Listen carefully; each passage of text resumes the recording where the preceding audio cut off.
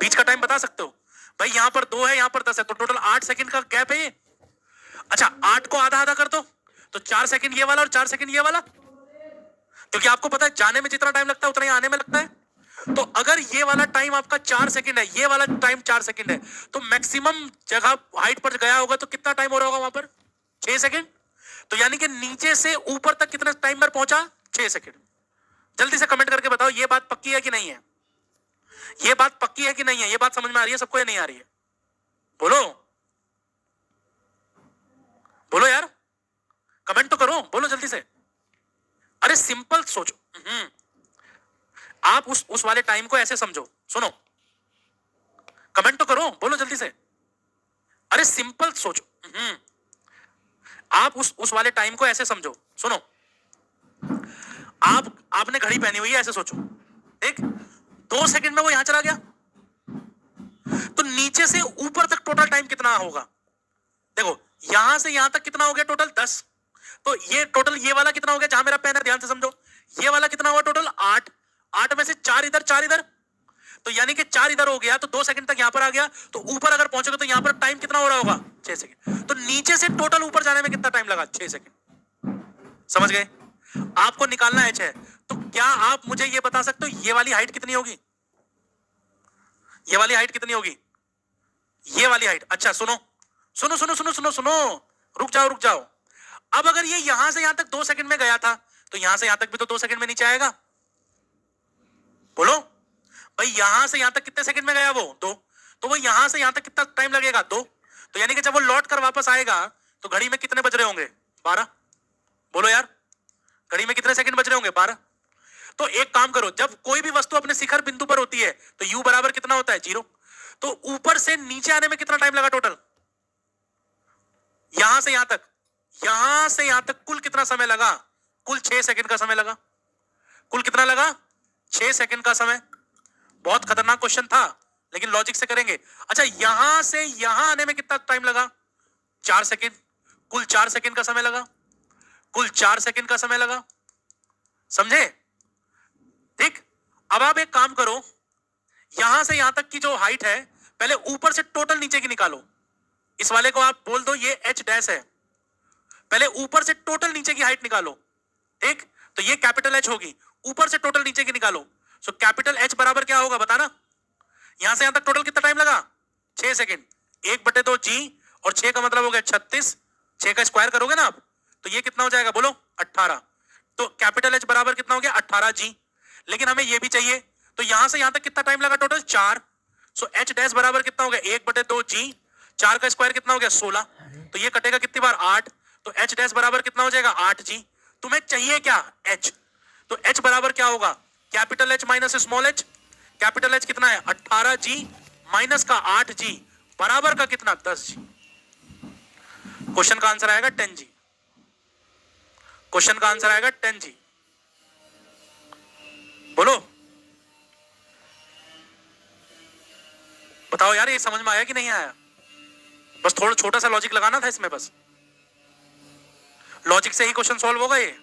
बिना टाइम के लॉजिक के सवाल नहीं बना सकते आप ये वाला।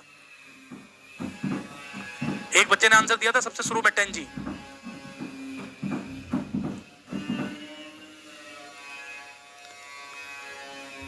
कह रहे कि सर जी एक बार पूरा, इतना टाइम तो इसमें लगा दिया मैंने। चलो दोबारा बता देता हूं, कोई बात नहीं। सुनो सुनो सुनो, ये बॉडी यहां पर थी आपकी, ठीक? मान लो यहां पे t इज इक्वल टू 0 का टाइम है। जब ये बॉडी ऊपर गई तो उसने कहा कि जाते टाइम एक लेवल को उसने छुआ, t बराबर 2 सेकंड। और जब वो उसी लेवल पर वापस आई तो घड़ी में t बराबर 10 सेकंड हो रहे थे। मैंने आपको सिंपल ये कहा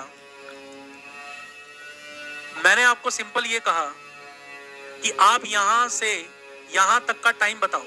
आपने कहा सर यहाँ t इज इक्वल टू 10 है, यहाँ t इज इक्वल टू 2 है, तो यहां से यहां तक, मेरे पेन पे ध्यान दीजिए, यहां से यहां तक टोटल 8 सेकंड लग गए। 8 में से आधा इधर लगा होगा, आधा इधर लगा होगा, तो यानी कि 4 सेकंड यहां लगे, 4 सेकंड यहां लगे। यहाँ t बराबर 2 सेकंड है, तो ऊपर जाएगा तो घड़ी में कितना बज रहा होगा? 6 सेकंड। जब वो बॉडी नीचे आएगी तो यहाँ पर बज रहा है t बराबर 10 सेकंड। अब मैंने कहा कि भाई यहाँ से यहाँ जाने में 2 सेकंड लगा, तो यहाँ से यहाँ आने में भी 2 सेकंड लगेगा, यानी कि यहाँ घड़ी में कितना बज रहा होगा, 12 सेकंड। तो इसका मतलब आप निकाल, ये वाला टाइम कितना हो गया, ये वाला सेकंड, ये 6 है, ये 10 है, तो ये वाला सेकंड हो गया 4 सेकंड में, 4 सेकंड में दूरी हो गई है, ठीक। अच्छा, ऊपर से डायरेक्ट नीचे अगर आएगा, तो ऊपर से डायरेक्ट नीचे आने में कितना टाइम ले रहा है, ये 6 सेकंड, ये 12 सेकंड, तो 6 सेकंड का टाइम लग रहा है, 6 सेकंड में दूरी। आपको निकालनी कौन सी दूरी है, आपको निकालनी है ये वाली दूरी, आपको ये निकालना है h। तो क्या करो, 6 सेकंड में कितनी दूरी तय करेगा, कैपिटल H। 6 सेकंड में चली गई दूरी हाफ g, 6 चंग 36, तो ये हो जाएगा 18 g, ठीक है। और 4 सेकंड में चली गई दूरी क्या हो गई, h डैश, ठीक है। 4 सेकंड में चली गई दूरी हाफ g, 4 चौके 16, ठीक है, ये हो जाएगा 8 g। तो बीच की दूरी निकाल लो ना, ये वाली दूरी निकाल लो भाई, ये पूरी की पूरी 18 g, ये पूरी की पूरी 8 g, तो ये कितना बचेगा, 10 g बच जाएगा, आपका आंसर आ जाएगा, ठीक। चलो ये वाला करके दिखाओ। कह रहा है कि what is the maximum height in the previous question, पिछले प्रश्न में अधिकतम ऊंचाई क्या थी, बता सकता है कोई मुझे, बताओ, पिछले क्वेश्चन में बताओ अधिकतम ऊंचाई क्या थी। अरे अधिकतम ऊंचाई क्या थी, ये थी ना अधिकतम ऊंचाई, यहां से नीचे डायरेक्ट यहां तक, तो यहां से यहां तक कितनी थी, 18 g, ठीक है। तो पिछले प्रश्न में अधिकतम ऊंचाई क्या थी, 18 g, ठीक है। तो ये सवाल जो है इस तरीके से बनना है आपको, जो भी देखो, मैं न्यूमेरिकल करते टाइम जो भी मैं आपको कॉन्सेप्ट बता रहा हूं उसको ध्यान से समझो, क्योंकि अगर आपको ये सब चीजें करनी आ गई तभी आप न्यूमेरिकल कर पाओगे। दिमाग लगाना आना चाहिए कि कैसे कैसे हम उस चीज को कर रहे हैं, ठीक है। तो ये था मोशन अंडर ग्रेविटी, यानी कि गुरुत्व के अधीन गति, ठीक है। कह रहे कि कभी आए लेकिन अभी नहीं आया, मतलब आजकल में आ जाएगा रिजल्ट। चलो अब अगला ओपन करते हैं हम, चलो जल्दी से। अब है ग्राफ वाला कंसेप्ट करना है हमें, अब ग्राफ पढ़ना है आज, हमारा इस चैप्टर का लास्ट टारगेट, ठीक है। हाँ, अब देखते हैं आज खत्म होगा, नहीं तो कल तक जाएगा, ठीक है, क्योंकि इसमें काफी चीजें हैं। अब हम बात करेंगे analysis of motion through graph, ठीक है। तो 4 टारगेट हमारे इस चैप्टर में पूरे हो गए। ये 5वां टारगेट है हमारा कि हम गति की व्याख्या करेंगे, गति का अध्ययन करेंगे, किसकी सहायता से, ग्राफ की सहायता से। ग्राफ को समझना है सबसे पहले, ठीक है। चलो ध्यान समझो, द फैक्ट 2m, बहुत शुक्रिया बेटा आपका। चलो नेक्स्ट देखिए अब आगे। सबसे पहले समझिएगा कि ग्राफ क्या है। तो मैं सबसे पहले आपको बेसिक ग्राफ समझाने वाला हूं कि ग्राफ कितने तरह के होते हैं, ठीक है, कैसे कैसे उनकी शक्ल होती है और किस समीकरण से किस तरह का ग्राफ बनता है ना। तो ये बात आप समझिएगा। तो कह रहे कि let us see some basic point of graphs before analysing the motion of an object through graph. Graph के माध्यम से किसी वस्तु की गति का विश्लेषण करने से पहले आइए हम ग्राफ के कुछ बुनियादी बिंदुओं को समझते हैं। तो ध्यान से समझिएगा। पहला है linear relationship between x and y represent a straight line. मतलब अगर x और y के बीच में एक रैखिक समीकरण का संबंध हो, एक रेखीय संबंध हो, तो ऐसे संबंध के लिए ग्राफ कैसा बनता है, सीधी रेखा बनता है। मान लीजिए y बराबर 4x - 2 या फिर y 5x + 6 या फिर y 4x + 9। तो यानी कि अगर संबंध कैसा हो, अगर संबंध हो y अनुक्रमानुपाती x, ठीक है, या फिर संबंध कैसा हो, या फिर संबंध हो y mx + c। तो आपको पता है कि ये ये वाली जो इक्वेशन मैंने यहाँ लिखी है y mx + c, ये सरल रेखा को बताती है। किसको बताती है, सरल रेखा को। तो अगर x और y के बीच में, ठीक है, अगर x और y के बीच में कैसा रिलेशन है, कैसा रिलेशन है, प्रोपोर्शनैलिटी का रिलेशन है। मान लीजिए मैं आपसे कहूं कि देखो यहां मेरी बात को ध्यान से समझना बेटे, अगर मैं कहूं कि y x, तो इसका ग्राफ बना के दिखा सकते हो आप मुझे y x का। y x का ग्राफ कैसा बनेगा बेटा, ये y होगा, ये x होगा, तो बेटा ये y x का ग्राफ ही होगा। समझ गए। अब बच्चा अगर मैं आपसे ये कहूं कि आप मुझे बताओ जरा एक ही ग्राफ पे समझाओ y बराबर 100x और अगली इक्वेशन है y बराबर 200x, तो मैं आपसे कहता हूं कि एक ही ग्राफ पे समझाओ कैसे कैसे समझेंगे। तो बेटे हमेशा याद रखना, ये जो नंबर होता है ना बेटे शुरू में, ये ढाल को प्रदर्शित करता है। तो अगर ये समीकरण 1 है और ये समीकरण 2 है और मैं तुमसे ये कहूं कि बताओ जरा समीकरण 1 का ग्राफ कहां है और समीकरण 2 का ग्राफ कहां है, तो ये y होगा और ये x होगा। बेटे ये नंबर जिसका ज्यादा होगा, यहां देखिए 200x लिखा हुआ है, तो बेटे इसका ढाल ज्यादा होगा, ये वाला ढाल ज्यादा होगा, ये वाला ढाल कम होगा। आप मुझे बता सकते हो कि इसमें से समीकरण नंबर 2 कौन है और समीकरण नंबर 1 कौन है, बता सकते हो आप मुझे बेटे, जिसका ये संख्या है किसकी ज्यादा है। ये आप गणित के विद्यार्थी हो, y बराबर mx + c, तो ये स्लोप को रिप्रेजेंट करता है, ढाल को रिप्रेजेंट करता है। तो ये समीकरण नंबर 2 है और ये समीकरण नंबर 1 है। ये बात पक्की हो गई। जल्दी से मुझे बताओ, अगर y अनुक्रमानुपाती x है, अगर y अनुक्रमानुपाती x है तो इसका भी ग्राफ कैसा बनेगा, y अनुक्रमानुपाती अगर x है तो ये y होगा, ये x होगा, तो इसके लिए भी कैसी लाइन आएगी, स्ट्रेट लाइन आएगी, यानी कि सीधी रेखा आएगी। कैसी लाइन आएगी, स्ट्रेट लाइन आएगी और सीधी रेखा। मैं आपसे वादा करता हूं कि अगर आपने ये ग्राफ वाली क्लास को ध्यान से समझ लिया, गणित में भी आपकी मदद हो जाएगी, गणित में भी मदद हो जाएगी आपकी। ये देखो तो अच्छा पहला कॉन्सेप्ट क्लियर हो गया। पहला कॉन्सेप्ट क्या था, जल्दी बताओ जरा, जल्दी बताओ। पहला कॉन्सेप्ट क्लियर हुआ कि नहीं हुआ, कॉन्सेप्ट नंबर 1 क्या था, कॉन्सेप्ट नंबर 1, पहला कॉन्सेप्ट क्लियर हुआ कि नहीं हुआ। पहला कॉन्सेप्ट क्लियर हो गया कि अगर y अनुक्रमानुपाती x x है, y is equal to x है, y is equal to kx है, तो इनके लिए कैसी ग्राफ बनता है? इनके लिए ग्राफ बनता है सरल रेखा। कैसा ग्राफ बनेगा? सरल रेखा। सरल रेखा बनेगी, स्ट्रेट लाइन बनेगी। कैसी लाइन बनेगी? स्ट्रेट लाइन बनेगी। स्ट्रेट लाइन कहां से पास होगी? ओरिजिन से पास होगी। कहां से पास होगी? मूल बिंदु से गुजरेगी। मूल बिंदु से गुजरेगी। मूल बिंदु से गुजरेगी। मूल बिंदु से गुजरेगी। क्लियर हुआ? बोलो यार। ठीक है, passes from origin. Passes from origin, मूल बिंदु से गुजरेगी, ओरिजिन से पास होगा। ठीक है, ये पहला कॉन्सेप्ट। लेकिन अगर मैं आपसे ये कहूं, कॉन्सेप्ट नंबर 2, कॉन्सेप्ट नंबर 2, मैं आपसे कहूं कि अगर y is equal to mx plus c है, तो बताइए क्या होगा? तो लाइन तो स्ट्रेट ही बनेगी, स्ट्रेट लाइन ही बनेगी, स्ट्रेट लाइन बनेगी, सरल रेखा बनेगी, लेकिन मूल बिंदु से नहीं गुजरेगी। ठीक है, सरल रेखा बनेगी लेकिन मूल बिंदु से नहीं गुजरेगी। ठीक है, मूल बिंदु से यानी कि ओरिजिन से मूल बिंदु से होकर नहीं जाएगी। मूल बिंदु से होकर नहीं जाएगी। मूल बिंदु से होकर नहीं जाएगी। ठीक है, ये बात याद रखिएगा।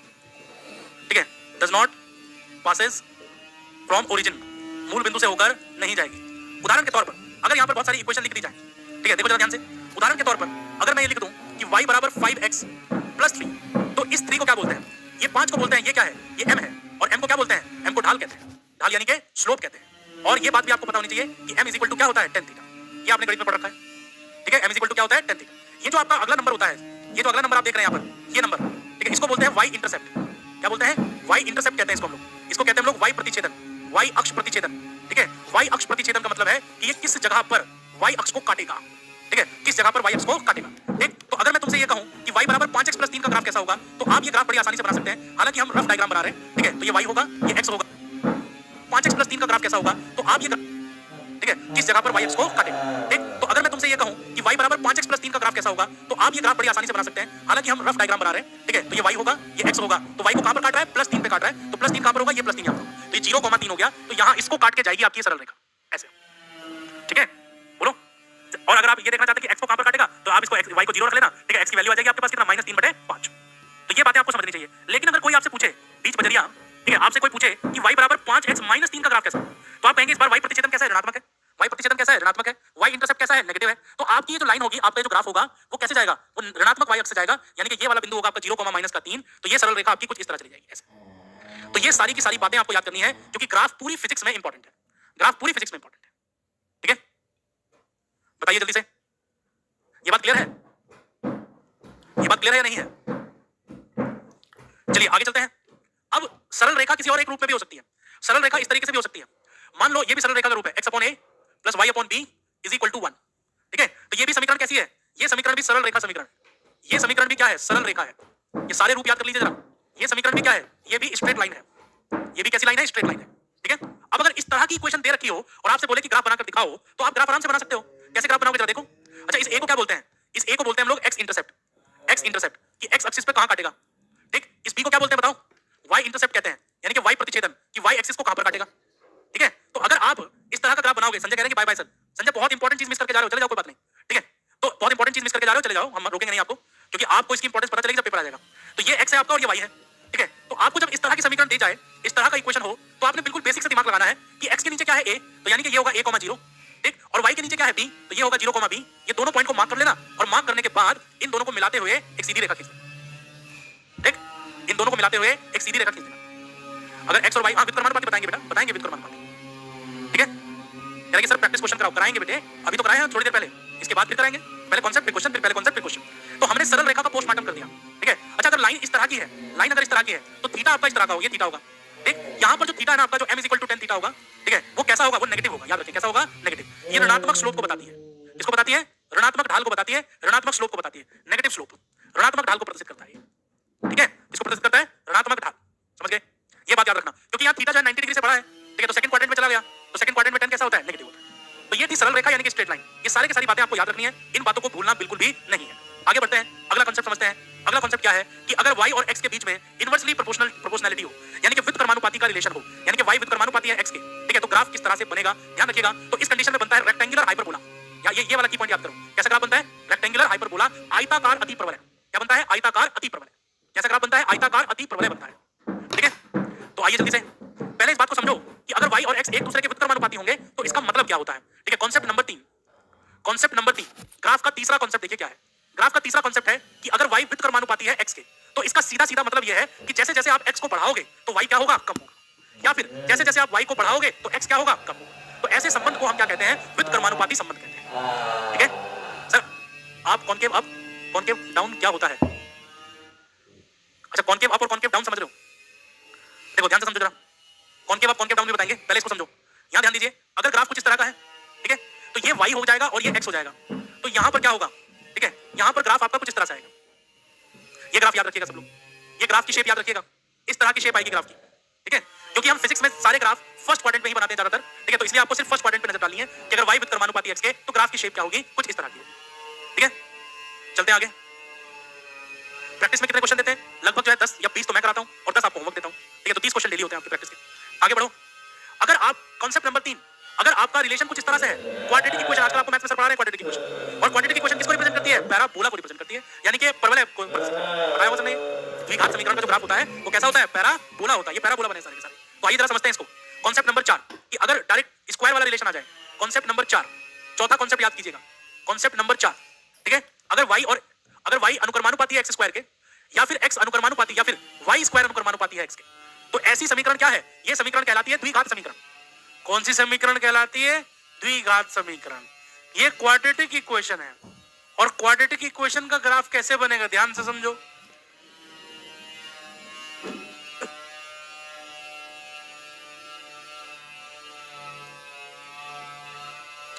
समझो जरा मेरी बात, आपको ऐसी बात बताएंगे जो बात आप जीवन भर याद रखोगे। देखो यहां देखो, सिंगल पावर किसकी है? y की। तो सिंगल पावर y की है तो पैराबोला y की तरफ बनेगा ऐसे। ठीक, यहां सिंगल पावर किसकी है? x की, तो पैराबोला आपका ऐसे बनेगा। ठीक है, ये दोनों ग्राफ दिमाग में बिठा लीजिए, क्योंकि बार बार मैं इन ग्राफ का इस्तेमाल करूंगा, बार बार इस्तेमाल करूंगा।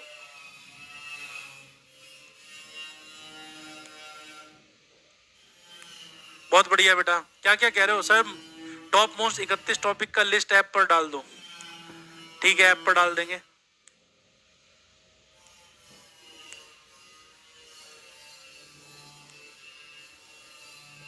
विवेक राठौर जी बहुत बढ़िया।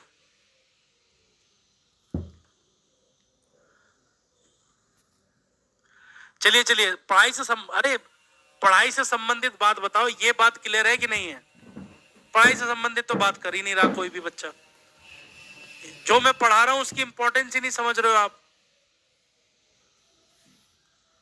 ठीक है, कह रहे कि सोने का मूड हो रहा है तो सो जाओ भाई, फिजिक्स है ये। जब तक मैथमेटिक्स स्ट्रांग नहीं होगी तो फिजिक्स कैसे स्ट्रांग हो जाएगी? हाँ, जब भी कोई पढ़ाने की बात आए, कुछ अच्छी चीज सिखाने की बात आए, भग लो, नींद आ जाए, चद्दर में मुंह डाल लो, है ना, कंबल वंबल लेके सो जाओ। क्या भाई साहब, हर तरह के सवालों को करने के लिए कॉन्सेप्ट तो सीखना पड़ेगा। अब ग्राफ आ जाएगा तो कैसे बनाओगे ग्राफ? ठीक है, अब ये बात ध्यान में रखिएगा। तो ये बहुत सारे ग्राफ हैं। देखो देखो, आज हमने कितनी बातें करनी थी। ये ग्राफ क्या बता रहा है? XT graph. ये ग्राफ क्या बता रहा है? ये पता कब चलेगा कि कौन सा ग्राफ क्या बता रहा है? ये पता तब चलेगा जब ध्यान लगा के क्लास को समझोगे। अब मान लो ये ग्राफ पेपर में आ जाए, ये एक्सटी ग्राफ है, विस्थापन समय ग्राफ, और आपसे पूछ ले कि बताइए यह ग्राफ क्या प्रदर्शित करता है। कहां से बताओगे जब पढ़ ही नहीं रखा है कुछ? जिसने पढ़ रखा है वो सिंपल बता देगा कि एक्सटी ग्राफ एक सरल रेखा है। तो यानी कि विस्थापन और समय एक दूसरे के क्या है? अनुक्रमानुपाती हैं। इसका ढाल कैसा है? नियत है। विस्थापन समय ग्राफ का ढाल क्या होता है? वेग। तो यानी कि वेग क्या है? नियत है। ये लिखा हुआ है। थीटा स्थिर है इसलिए v स्थिर होगा। अगर वेग स्थिर है तो त्वरण 0 होगा। ये बातें कब पता चलेंगी मेरे दोस्त? जब बैठ के पढ़ोगे मेरे दोस्त, जब हम जो चीज बता रहे हैं उसको ध्यान से समझोगे। अब ये ग्राफ आ जाए, ये ग्राफ क्या बता रहा है?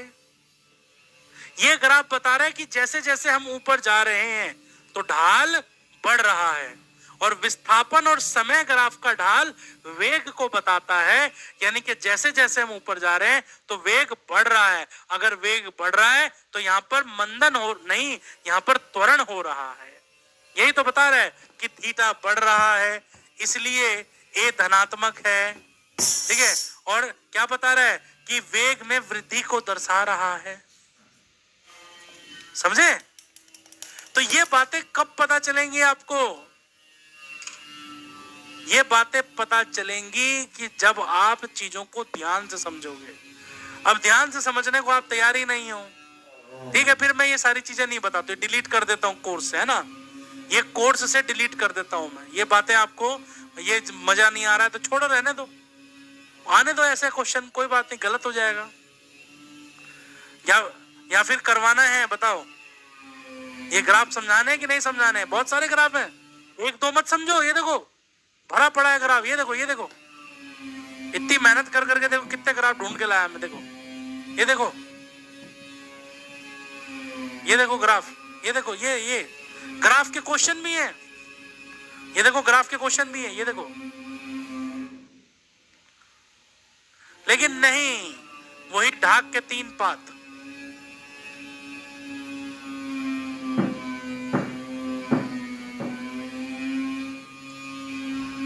करवा दीजिए, ग्राफ इंपॉर्टेंट है। चलो ठीक है, don't avoid it to be. ठीक है, तो कल यहीं से स्टार्ट करेंगे, आज समय खत्म हो गया है, तो कल वापस से ग्राफ से स्टार्ट करेंगे, ठीक है। तो आज की कक्षा में इतना ही, मुलाकात होगी आपसे कल, ठीक है। जय हिंद, जय भारत। ठीक है भाई, कल पढ़ेंगे फिर। अब टाइम हो गया, आज टाइम खत्म हो गया। नहीं, मैं गुस्सा नहीं हूं बेटे, मैं गुस्सा नहीं हूं, मैं सिर्फ परेशान हूं कि बच्चे सीखना क्यों नहीं चाह रहे हैं। आजकल बच्चे सीखना क्यों नहीं चाह रहे हैं। हाँ बेटे, 30 डायमेंशन दूंगा बोला था मैंने, ठीक है, ऐप में आ जाएगा डायमेंशन का लिस्ट। चलिए आज की कक्षा में इतना ही, मिलते हैं आपसे कल। जय हिंद, जय भारत।